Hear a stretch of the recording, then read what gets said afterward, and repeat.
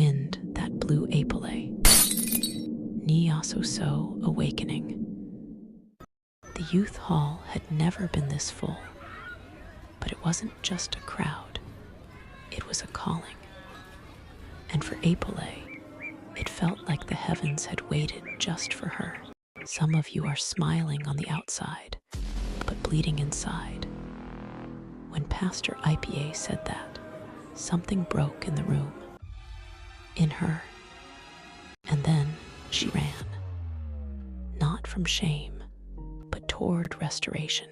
What happened that night still echoes in So teenagers and young adults, their faces lit by a strange mix of anticipation and fear. Silence waited. Pastor Epie stood at the pulpit, no microphone, no choir, just a Bible in his hand and fire in his chest. Some of you, he began softly, are smiling on the outside, but bleeding inside. Some of you carry shame that your family doesn't even know about. Some of you, he looked up, straight at Epolle without even knowing it, have cried in your sleep, asking God if he still wants you. The room held its breath.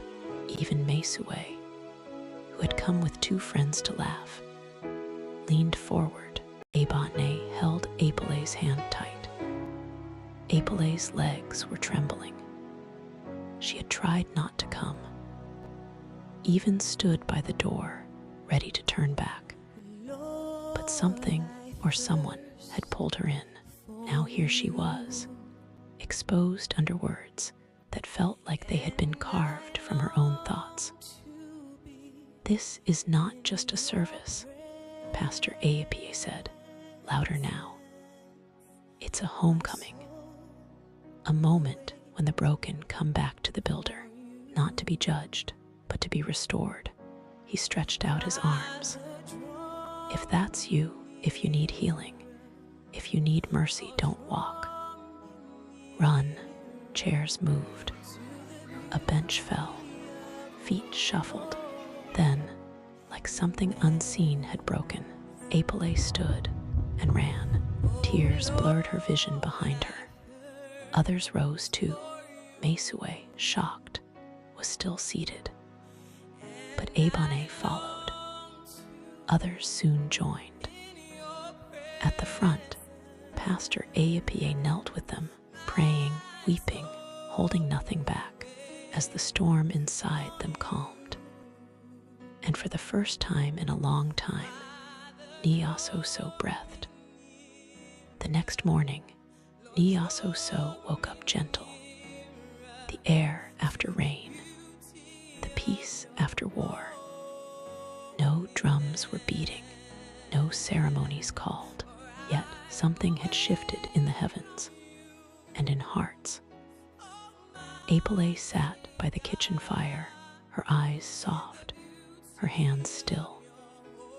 She hadn't spoken much since last night's youth service, but the silence wasn't empty. It was full of peace. When Pa and Gome Ejole summoned her, she expected advice. But the old man simply looked at her long, then said, I watched the girl who left this house walk away with shame. But the one who came back last night, that one is washed. That one belongs to Jesus now. She smiled with tears. Across the compound, Ma Ayamade was wiping cassava leaves. Her back had bent under pride and pain for years. But today, she stood taller. Not because the burden was gone, but because Jesus was now carrying it with her. Later that day, Mesue appeared.